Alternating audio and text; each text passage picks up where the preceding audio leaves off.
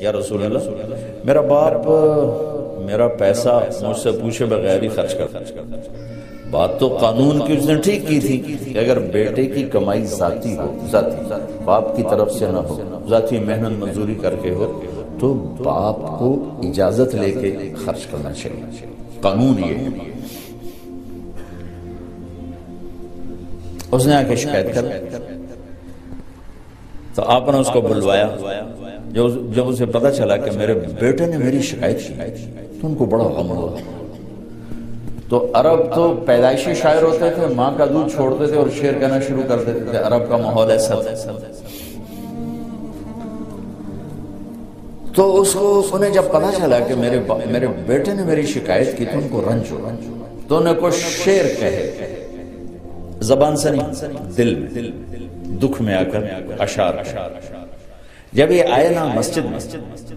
تو جبریل پہلے آ چکے، یا رسول اللہ تعالیٰ فرما رہے ہیں کہ آپ ان کا کیس بعد میں سنیں، اس سے کہیں وہ شعر سنا جو تیری زبان پہ تو نہیں آئے پر اللہ نے سنا۔ میرے اللہ کی نظر کیسی ہے بتایا ہے، میرے اللہ کا سننا کیسا ہے بتا رہا ہوں۔ تو آپ نے کہا اچھا بھائی تیرا معاملہ تو ہم سنتے ہیں، لیکن پہلے تو بتا کہ وہ کون سے اشعار ہیں جو تو نے دل ہی دل میں کہے، زبان پر نہیں ہے اور اللہ نے اسے عرشوں پر سنا ہے۔ وہ کہنے لگا یا رسول اللہ ہم تو پہلے ہی آپ کا ایمان لائے ہیں، پر روز ہی ہمارا ایمان بڑھ جاتا ہے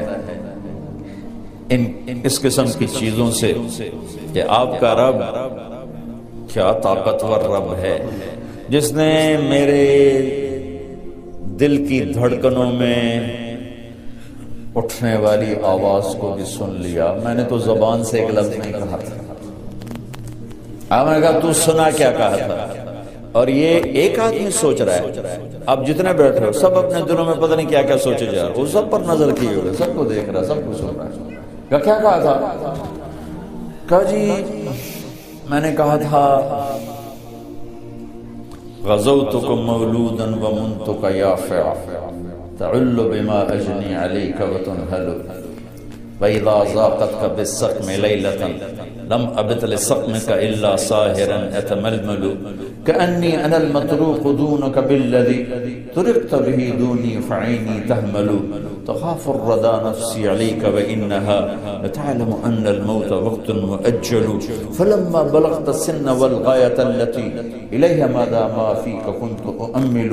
جَعَلْتَ جَزَائِي غَلْظَةً وَفَظَاظَةً كَأَنَّكَ أَنْتَ الْمُنْعِمُ الْمُتَفَضِّلُ فليتك إن لم تروا حق أبوتي فعلت كما الجابر جابر يفعل فأوليتني حق الجوار ولم تكن علي بمال دون مالك تبخل۔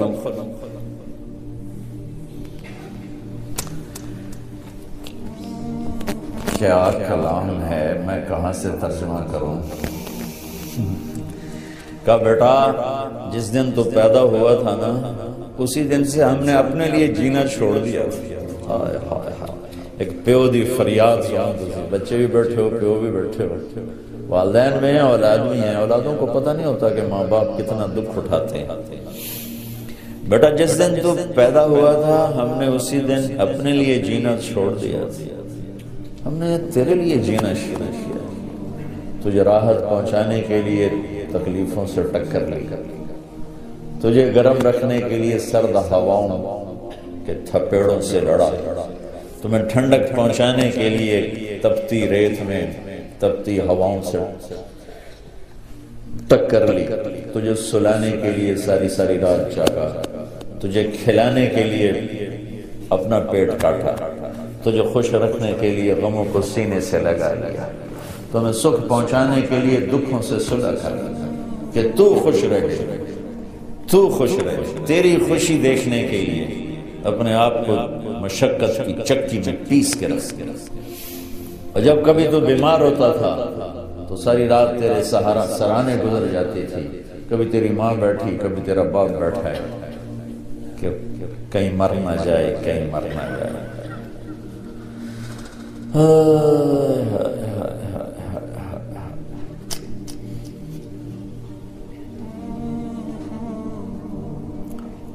اور حالانکہ موت کا وقت تو مقرر ہے، اتنے وقت پر ہی آنا ہے، لیکن تیری بیماری ہزاروں شک پیدا کر دیتی تھی،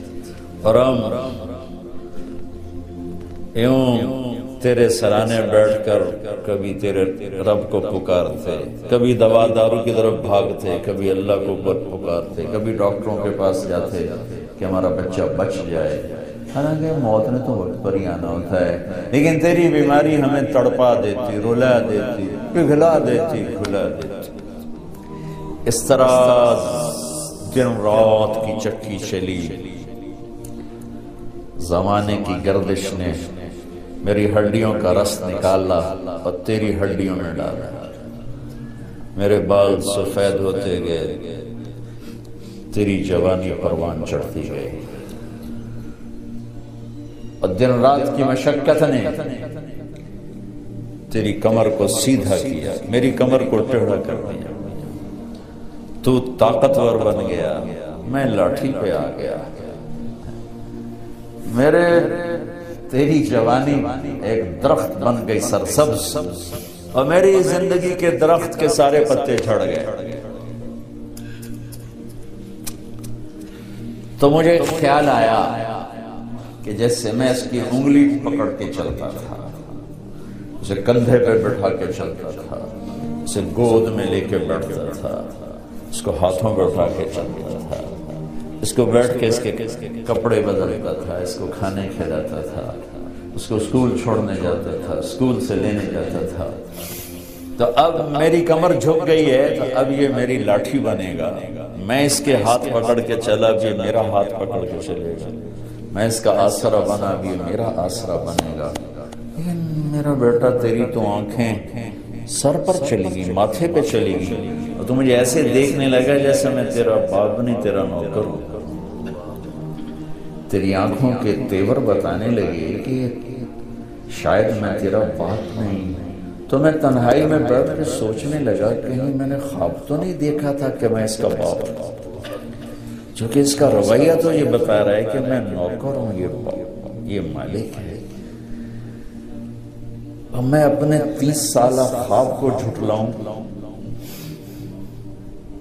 یا اس کو دیکھوں؟ تو پھر مجھے خیال آیا کہ ہاں واقعی یہ مالک ہے، میں نوکر ہوں، لیکن نوکروں کو بھی تو کوئی نہ کوئی پوچھ ہی لیتا ہے بیٹا، ارے مجھے نوکر سمجھ کے ہی پوچھ لیتی، مجھے پڑوسی سمجھ کے پوچھ لیتی،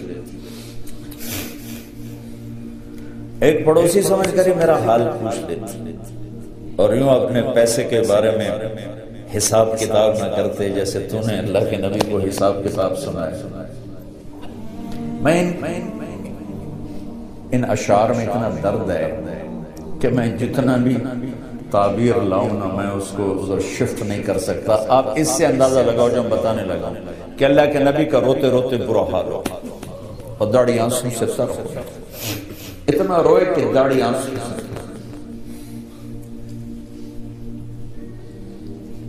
تو میں ان کو کیسے اردو میں کیسے لاؤں؟ ایک درد بھری فریاد ہے، درد بھری فریاد کا ترجمہ نہیں ہوا کرتا، الفاظ تھوڑے جے دس دیو بھئی اے آندہ دے، درد کو کہاں سے پیش کروں؟ اس درد کی تعبیر دے رہا ہوں کہ میرے نبی داڑھی آنسوں سے تر ہوتا۔ تو آپ نے ان کے بیٹے کو ایسے گریبان سے پکڑا اور یوں جھٹکا دفع ہو جا، اٹھ جا، میری نظروں سے دور ہو جا، انت و مالک لابیک، تیرا سب کچھ تیرے باپ کا۔ بتانا تو میں یہ چاہ رہا تھا کہ میرا اللہ سننا کتنا طاقتور، سننا کتنا طاقتور دیکھنے والا ہے، پھر ہم اس کو للکارتے ہیں کبیرہ گناہوں کے ساتھ، اور پھر وہ ہمارے اوپر پردے ڈال دیتا ہے،